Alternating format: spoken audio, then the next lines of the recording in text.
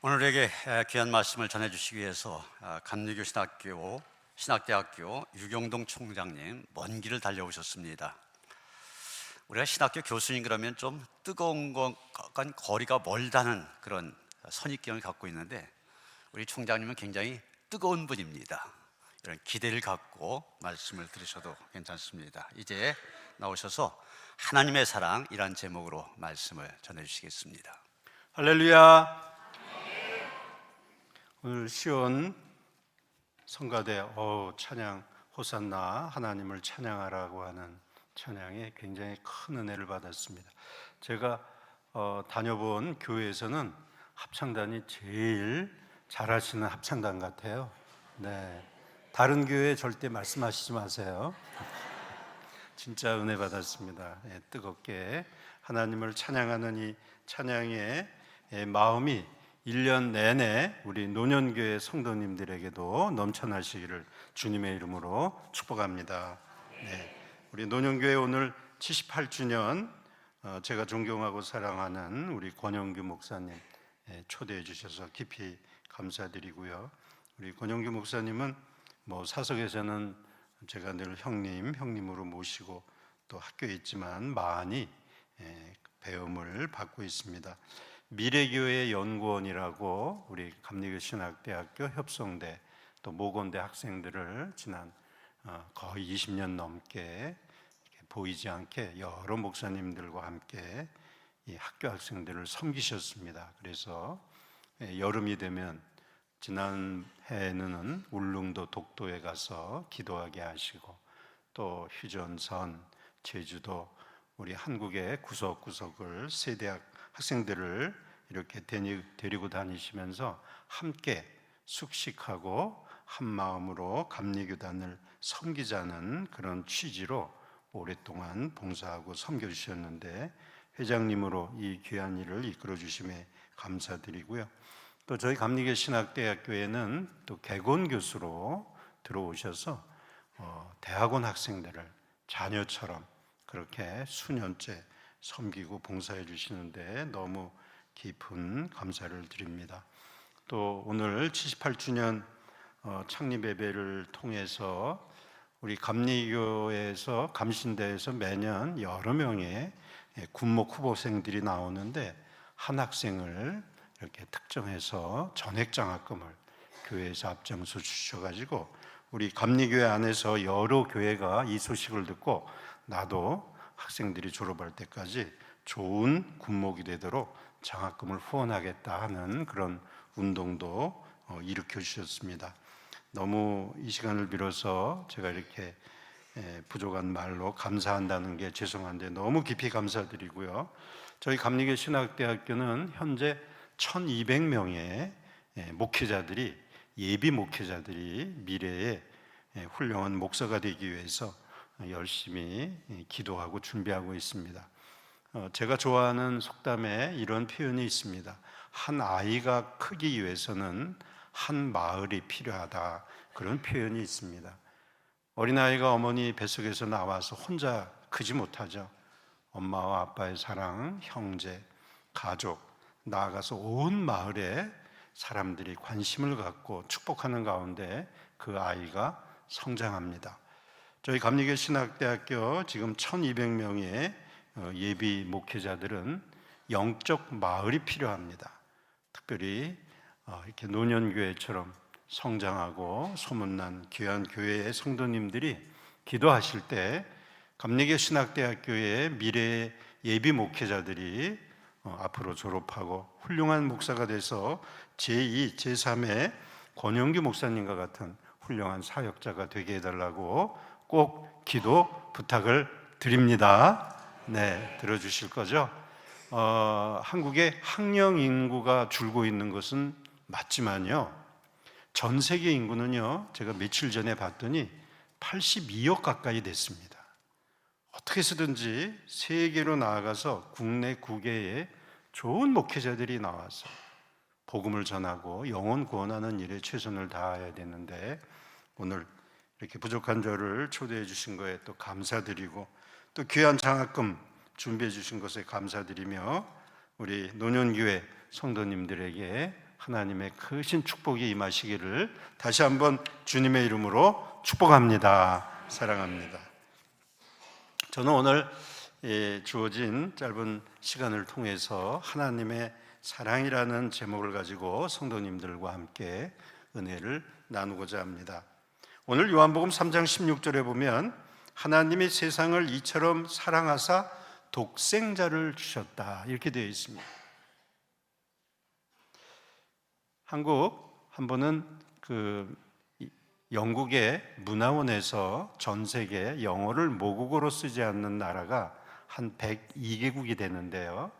그 102개국 되는 사람들에게 영어를 배우면서 가장 좋아하는 단어를 한번 고르게 했습니다. 뭐 영어 단어가 자기 나라 말보다 우수하다는 게 아니라 이제 다른 언어를 배우면서 자기 나라가 가지고 있는 어떤 단어가 가장 연결이 되는지. 저도 그 질문을 보면서 내가 제일 좋아하는 단어가 뭘까? 사랑이라는 단어를 떠올리게 됐고요. 저는 또 목사니까 Jesus, 예수님이라고 하는 love와 Jesus라는 단어를 한번 선택해 보게 됐는데 그 50개 단어 중에 1, 2가 뭐였냐면은 물론 사랑은 2위였습니다. Justice, 정의가 3위인가 그랬는데 1위는 mother, 엄마였습니다. 사랑과 엄마의 차이가 뭘까? 사랑은 우리에게 아무래도 이렇게 좀 명사, 추상명사처럼 물론 사랑하고 얽힌 수많은 뜻이 있지만 엄마는 좀 더 구체적이죠. 자녀를 위해서, 가정을 위해서 그렇게 헌신하고 애쓰시는 우리 한국의 감리교회도 이렇게 성장하는 그 이면에는 여선교회의 헌신이라는 그 어머니, 올해가 아펜젤로 선교사님 140주년 선교가 시작됐는데 한국 초기에도 선교사님들이 어디 양반집에 들어갑니까? 선교사님들이 그 사람 중간에 통역을 붙여서 군부를 떼고 또 저녁을 짓는 우리 조선의 어머니들서부터 시작한 것이 바로 선교거든요. 그러니까 이 어머니의 사랑이라고 하는 것은 인간이 생각하는 보편적인 경험에서도 뭔가 더 동적이고 움직이는 그런 의미라는 것을 알 수 있습니다. 오늘 요한복음 3장 16절에 보면 하나님이 세상을 이처럼 사랑하사 독생자를 주셨다 그랬는데 이 독생자는 하나님이십니다.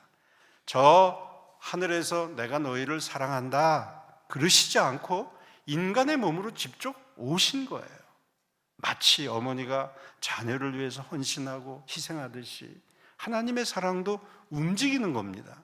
그래서 성경에서 말하는 이 사랑은 명사가 아니라 오히려 동사라고 할 수 있습니다. 저는 강원도 철원 사람인데요. 우리 권혁기 목사님 가끔 뵈면 이 소래포구에 이렇게 같이 선교하고 봉사하고 우리 성도님들이 얼마나 애쓰시는지 그런 말씀을 많이 해주시는데 저는 철원이니까 이 포구 쪽에 이런 분위기하고는 달리 거기는 논농사가 주요 업입니다. 언제 한 해 비가 3월서부터 한 방울도 내리지 않은 그런 한 해가 있었습니다. 난리가 났죠. 철원 평야에 비가 오지 않는다? 농민들이 다 굶어 죽게 생겼습니다. 그래서 농민들이 그냥 어머니 아버님은 물론이고 그냥 수백 명의 농민들이 그 마른 한탄강 줄기에서 이제 물을 퍼올리는 일을 하는데요. 제가 어렸을 때 저희 같은 어린애들에게는 장관이죠. 그냥 수백 명의 어르신들이 나와서 그 물줄기를 경운기도 그때는 몇 대 없었거든요. 경운기로 사람의 그냥 그 큰 통에다가 물을 나르는 그래서 물을 논밭에 대는 그 모습을 보다가 집으로 돌아오는데 이상한 장면을 목격하게 됐습니다. 제가 그렇게 많은 수만 마리의 개미떼들이 한쪽에 나와가지고 막 얘네들도 막 난리가 난 거예요. 먹을 게 없으니까 말라빠진 이파리들을 갉아가지고 그 땅굴 속에 있는 그 새끼들한테 또 그 이파리를 나르느라고 그냥 수만 마리의 개미떼들이 그냥 나와가지고 얘네들도 그냥 정신이 없는 거예요. 근데 제가 고민이 생겼습니다. 큰일 났네. 조금 있다가 이쪽으로 물길이 흐를 텐데, 왜냐하면 저쪽에서 이제 물을 흘러내는 도랑을 타는 게 이쪽으로 지나가게 생긴 거예요. 얘네들이 다 죽겠네. 어떻게 하면 되지? 그래서 제가 가만히 그 논가 옆에 앉아가지고 고민을 했습니다. 얘네들을 살릴 수 있는 방법이 뭘까? 어린 마음에 한 3가지밖에 없더라고요. 첫 번째, 제가 개미들을 설득하는 거죠. 개미 여러분, 지금 큰일 났습니다. 조금 있으면 이쪽으로 물길 지나가는데 빨리 도망가세요. 얘네들이 말귀를 알아들을 수가 있겠습니까? 두 번째는 제가 부모님한테 찾아가서 엄마 아빠 이쪽으로 물길 내지 마시고 저쪽으로 내세요. 아니 지금 사람이 죽게 생겼는데 개미들을 누가 돌보겠어요? 제가 그때 교회 다니던 어린 주일학교 학생이었습니다마는 예수님이 오신 게 이런 것 때문에 오셨겠구나. 제가 개미들을 살릴 수 있는 방법은 제가 개미가 돼서 개미들을 끌고 나오지 않는 한 개미들은 절대 살아날 방법이 없습니다. 물론 그 물길 때문에 결국 개미들은 거의 다 몰살을 했습니다마는 예수님이 왜 이 땅에 인간의 몸으로 오셨을까? 구약과 신약에 있는 말씀을 보면 수많은 예언자들과 선지자들을 보내주셨어요. 오는 대로 다 잡아 죽였습니다. 참다 못해 인간의 몸을 가지고 오셔서 사망 권세를 깨트리기 위해서 직접 자기 몸으로 죽으셨다가 부활하시고 우리에게 영생을 선물로 주신 분이 바로 놀라우신 우리 하나님의 아들 예수 그리스도이십니다. 우리가 이 땅에 살아가면서 신앙생활을 하는 이유는 바로 이 독생자, 우리에게 오신 이 독생자 예수 그리스도를 믿는 것 외에는 답이 없습니다. 제가 오늘 기본으로 돌아가자, 오늘 예배의 주보 순서를 보고 제 마음속에 많은 생각이, 짧은 시간이지만 기본으로 돌아가자. 78주년에 거의 100년 가까이 되는 믿음의 생활을 해오시면서 하나님이 우리에게 부탁하시는 것이 뭘까?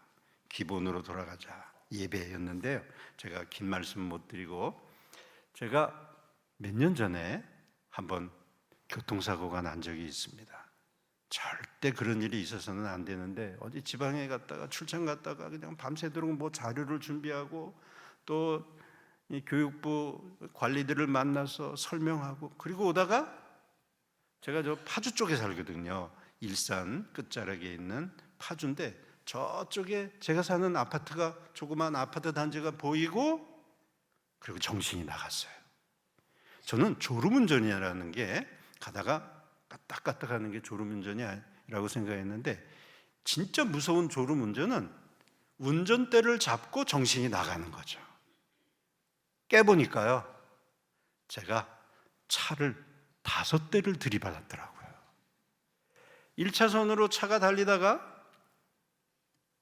이제 이게 눈뜬 채로 정신이 나가니까 2차선, 그리고 3차선으로 차가 기울여서 가다가 저 앞에 빨간 신호등에 서 있는 차가 막 100km 가까이 달리는 그런 그 넓은 데인데 가끔가다 신호등이 있거든요. 서 있는 차 5대를 차례로 들이받았는데, 만약에 뒤에 있는 어떤 차를 정면으로 받았으면 즉사했겠죠. 근데 5대를 옆으로 비끼면서 받아가지고 맨 마지막에 있는 트럭은 제 차에 받쳐서 인도로 튕겨져 들어갔더라고요. 감사한 거는 제가 살아나서 감사한 게 아니고, 저 때문에 다친 분이 다행히 3주를 넘는 그런 상처가 나지 않은 게 진짜 감사하죠. 어느 차를 보니까요, 정신이 왔다 갔다 하다가 어느 분이 끌어내서 길거리에 앉아 있는데, 어느 차를 보니까 할머니가 아이를 안고 나오시더라고요. 그러니 진짜 하나님 앞에 내가 이런 참 실수죠. 이건 전적으로 제가 잘못한 건데 그 극적인 가운데 살려주신 하나님께 감사하지만, 또 저 때문에 그렇게 큰 상처를 당하지 않은 분이 10명 넘는 가운데서 진짜 감사하죠. 제가 무슨 말씀을 드리려고 그러냐면, 제가 이렇게 정신이 발바닥 끝에서부터 한 10분간 기절했다가 큰 호흡을 내뱉으면서 정신이 돌아오는데 앞을 보니까 차가 반이 없고요. 나중에 보니까 차 바퀴 4개가 다 빠졌더라고요. 어떻게 됐는지 차가 막 타다닥 받고 그냥 저쪽으로 3차선으로 튕겨나갔다가 차는 가운데 와서 있으니까 차도 방향을 완전히 바꿔가지고 거꾸로 서 있고, 제가 차에 다행히 이제 에어백이 터지고 안전벨트가 묶여 있는 상황에서 정신이 돌아오는데 이게 뭐지? 그러면서 저도 모르게 배를 봤습니다. 배가 터진 게 아니었어요. 이게 뭐지? 하고 배를 봤는데, 왜 배를 봤냐면 제 배 안에서 라디오가 켜진 줄 알았어요.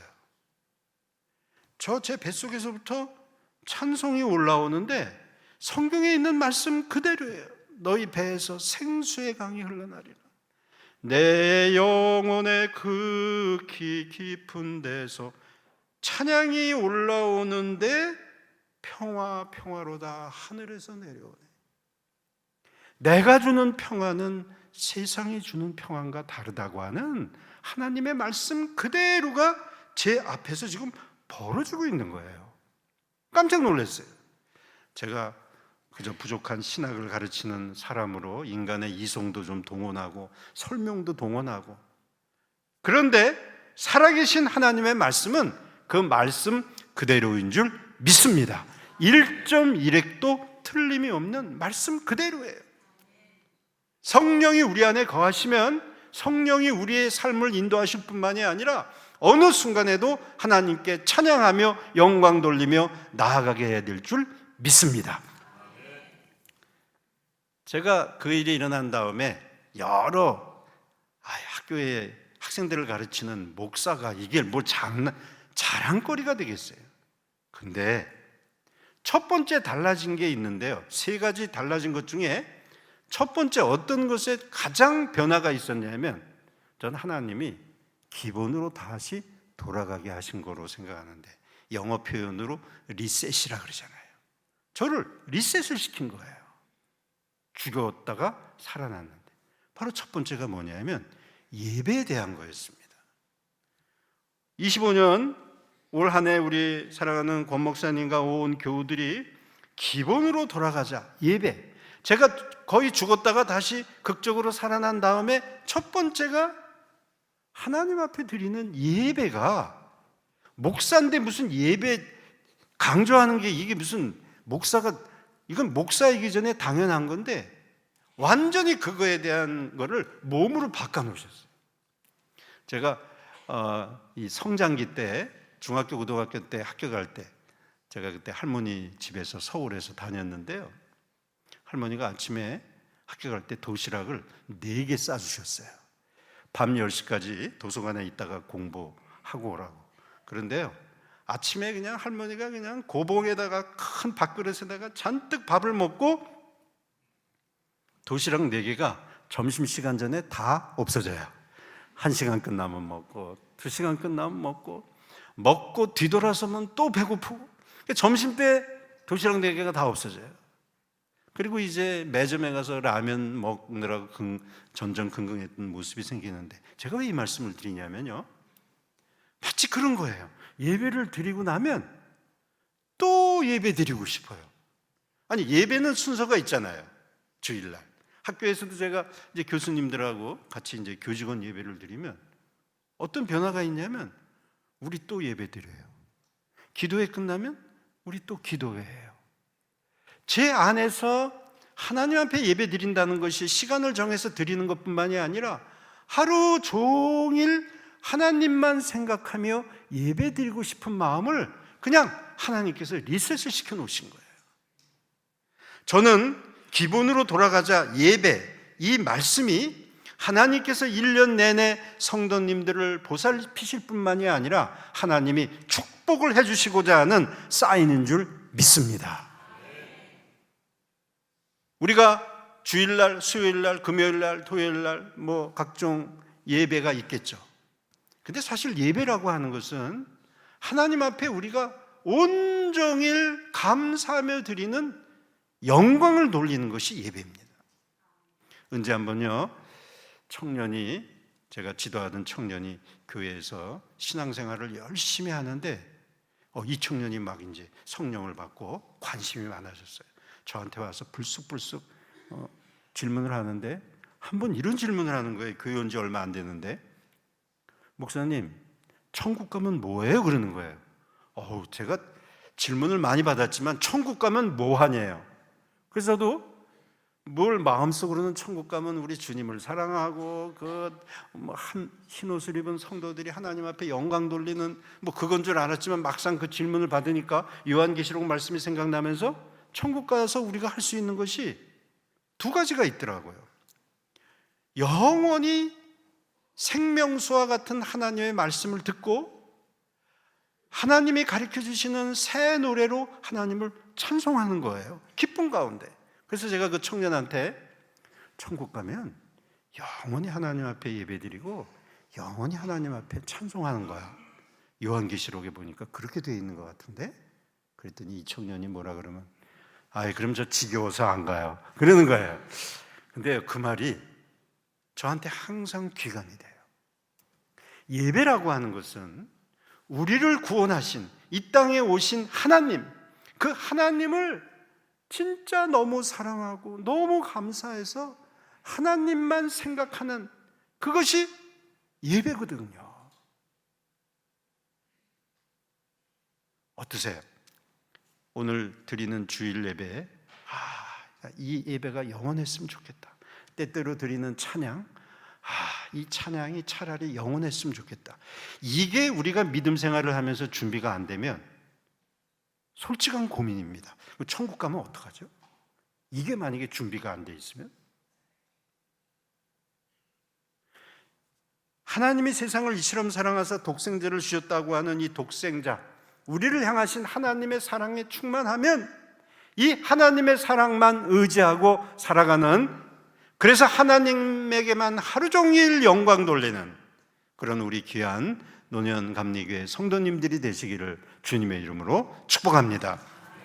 오늘 성경 본문에 보면 요한복음 3장 16절에 보면 하나님의 세상을 이처럼 사랑하사 독생자를 주셨으니 이는 그를 믿는 자마다 멸망하지 않고 영생을 얻게 하려 하심이라. 성도님, 우리가 이 놀라우신 하나님의 사랑, 우리를 구원하신 하나님의 사랑에 응답하는 방법은 믿음 외에는 없습니다. 우리의 어떤 공로, 지식, 지혜 아무것도 없습니다. 제 부족한 간증 듣고 잊어버리세요. 전 총장이라는 사람이 그냥 와서 하나님께서 오죽 부족하면 저한테 그런 교통사고로 죽을 뻔한 적도 있었지만요, 코로나 때는요, 코로나에 걸려가지고요, 코로나 후유증으로 또 죽을 뻔했어요. 언제 한번 자고 일어났는데요, 자고 일어나면 1kg씩 체중이 빠져 있는 거예요. 이제 미련해가지고 빨리 병원 가는데 잘 먹었어요. 근데 그 다음날 아침에 되면 1kg가 빠져 있어요. 내가 그 전날 잘 먹었는데, 그래서 또 열심히 좋은 음식 먹고 또 1kg 빠져요. 보름 사이에 10kg가 넘게 빠진 거예요. 나중에는요, 이러다가 죽겠구나, 이거 몇 메달을 못 걸어가겠는 거예요. 나중에 이제 병원에 갔더니 급성 당뇨가 와가지고 그 병인 줄 몰랐죠. 평상시에 그런 질병의 소견이 없으니까 하나님이 살려주셔서 지금은 건강하게 믿음의 생활로 잘 하고 있습니다만, 제가 말씀드리려는 거는 막 보름 넘게 그냥 체중은 빠지고 이제 이러다가 죽겠구나 하다가 새벽에 정신이 왔다 갔다 하는데 하나님께서 환상을 보여주셨어요. 이건 너무 주관적인 종교 체험이니까 그냥 듣고 잊어버리세요. 중요하지 않습니다. 그러면서 제가 어떤 인간인지를 보여주셨어요. 저는요, 좀 있는 줄 알았거든요. 그죠? 조그마한 가정에 또 그다음에 조금 공부도 하고 목사고. 그런데 저를 보여주시는데 저는요, 먼지 덩어리에 불과하더라고요. 우리 요한 웨슬리 목사님이 요한 웨슬리 설교에 그분이 자주 쓰시던 단어가 우리는 흙덩어리입니다. 혹 불면 다 날아갈 먼지 덩어리예요. 근데 이런 음성이 들리는 것 같았어요. 네 인생에 채울 게 있느냐? 아니, 흙덩어리에 먼지 덩어리에 뭘 채우겠어요? 명예를 채우겠어요? 건강을 채우겠어요? 거기에 물질을 채우겠어요? 지식을 채우겠어요? 아니, 먼지 덩어리에 뭘 담을 게 뭐가 있을까요? 제가 정신이 왔다 갔다 하는 가운데 혼자 자문자답하기를 이 먼지 덩어리에 채울 게 아무것도 없네요. 먼지로 돌아가는 거죠. 우리가 흙으로 왔다가 흙으로 돌아가는 거죠, 인생이. 그런데 중요한 거는, 그러면 이 세상에 다 없어지지만 최후에 남는 게 뭔가를 분명히 알려주시는데, 이 천지 만물이 다 없어지지만 최후에 남는 것은 살아계신 하나님의 말씀 외에는 없습니다. 할렐루야. 천지를 창조하신 하나님, 그 하나님이 이 땅에 육신으로 오셨는데 그분이 예수 그리스도예요. 그래서 요한복음에 보면 말씀이 육신이 되셨다. 사랑하는 성도 여러분, 우리는 때가 되면 다 갑니다. 주님이 부르시는 대로 다 갈 겁니다. 그러면 우리가 살아있는 동안 의지할 수 있는 것은 이 땅에 오신 예수 그리스도, 말씀으로 오신 예수 그리스도, 그분 외에는 우리가 의지할 수 있는 것이 없는 거예요. 올 한 해 우리가 기본으로 돌아가자, 예배를 붙들자라고 하는 것은 이 예배의 중심이 되신 하나님만을 믿고 의지하고 살아가게 되는 줄 분명히 믿습니다. 이 믿음으로 견디셔야 됩니다. 마지막으로 오늘 성경 본문에 있는 말씀을 보면은 요한복음 3장 16절에 하나님이 세상을 이처럼 사랑하사 독생자를 주셨으니 이는 그를 믿는 자마다 멸망하지 않고 영생을 얻게 하려 하심이라. 이 놀라우신 예수님은요, 이 땅에 오셔서 사랑해 주시고, 우리가 예수님께 의지하는 것은 믿음 외에는, 그분만을 믿는 것, 그분의 말씀만을 믿는 것 외에는 아무 조건이 없습니다. 아무 조건이 없습니다. 예배에 온다고 하는 것은 예배에 살아계신 예수님만을 바라보는 거예요. 담임 목사님을 통해서 건져주시는 그 말씀만 붙들으라고 하시는 거예요. 그 말씀만 붙들고 세상에 나가서 말씀으로 승리하시는 겁니다. 어떤 나의 의, 나의 경험, 나의 지식, 나의 인간관계, 그걸로 하나님의 사랑에 응답할 수 없습니다.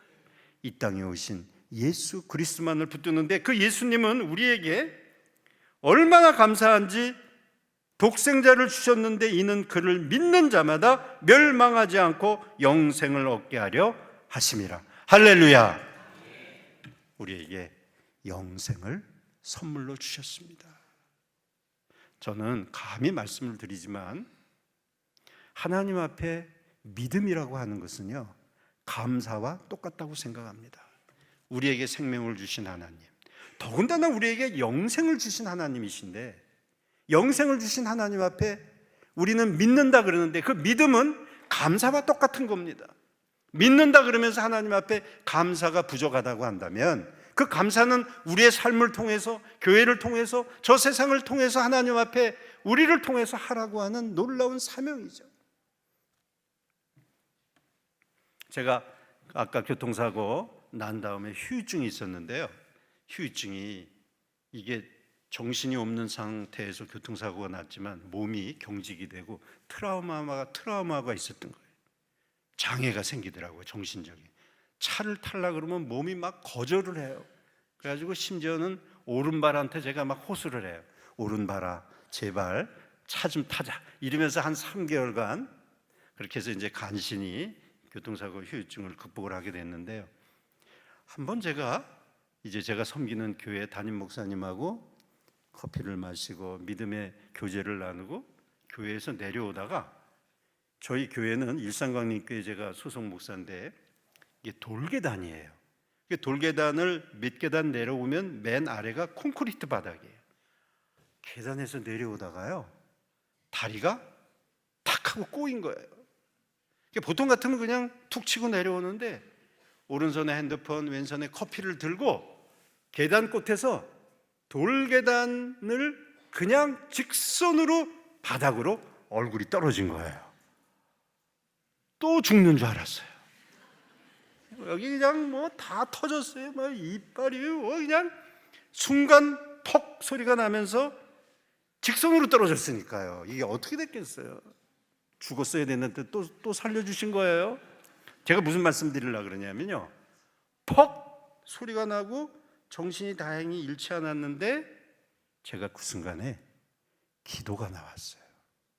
아니, 무슨 기도가 나올 수 있을까요? 성도님들, 이런 기도가 나왔습니다. 인간 유경동은요 그런 기도 못합니다. 이런 기도가 바로 나왔어요. 주님 감사합니다. 세상에 엎어질 때도 많은데 주의 아름다운 성전에서 엎어지게 해주신 감사합니다. 제 속에서부터 그 기도가 나왔어요. 그러니까 하나님 앞에 온전히 예배드리고 말씀만 붙들고 가는 인생은 어느 순간에도 감사가 넘쳐날 줄 믿습니다. 하나님이 붙들어 주시는 거예요, 예배드리는 자에게. 말씀을 정리하겠습니다. 요한계시록 21장 22절에 보면 성 안에서 내가 성전을 보지 못하였으니 이는 주 하나님 곧 전능하신 이와 및 어린 양이 그 성전이십니다. 지금까지 우리는 두 가지의 성전을 가지고 믿음 생활을 해오셨어요. 78년 되는 이 귀한 교회를 통하여. 첫 번째 성전은 우리를 구원하신 이 몸 안이 하나님의 거룩한 성령이 거하시는 성전입니다. 하나님 앞에 감사드리죠. 이 아름다운 노년 감리교회, 만민이 기도하는 기도의 성전입니다. 할렐루야. 최후의 성전이 남았습니다. 요한계시록 21장에 있는 말씀처럼 전능하신 이와 및 어린 양이 계신 그 성전, 영생의 그 길이 우리에게 남았습니다. 끝까지 하나님의 사랑을 붙드시고 믿음으로 고백하시고 영생에 이를 때까지 결코 뒤처지지 아니하는 우리 노년감리교회 귀한 성도님들이 되시기를 주님의 이름으로 축복합니다.